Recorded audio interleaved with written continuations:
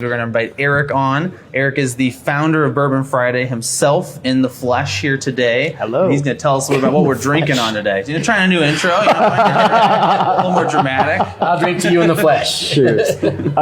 So we have Elijah Craig, and of course, bourbon, not the first thing you think of when you think about Latin America and spirits. You've got mezcal and tequila from Mexico. You've got pisco from Chile and Peru.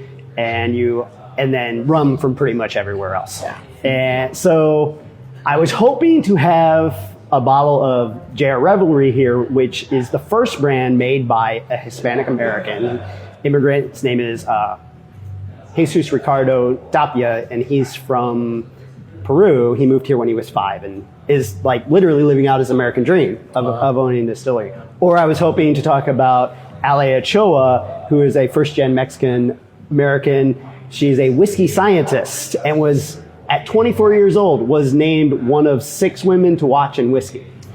But unfortunately, you can't get those brands here in St. Louis. I almost had a bottle of JR Revelry. Unfortunately, it's not going to make it here until Monday.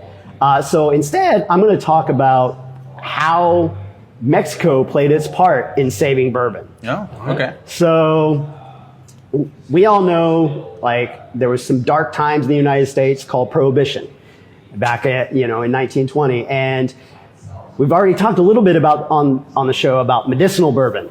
Mm-hmm. So that was one way it got saved. But another way it got saved is some of these distilleries moved their whole operation to Mexico. Oh. And one of these was, it's Waterfill Frazier, and it was owned by Mary Dowling. And she was just like, I'm not going to let the government stop me. So she moved her whole distillery down there. She took Joseph Beam down there with him. First cousin of Jim Beam, much less famous cousin of Jim Beam. He moved down there with them, and they stayed down there for a while until Prohibition was over, and then they came back to the United States. And what Joe Beam did is he started, amongst a few other people, a distillery called Heaven Hill.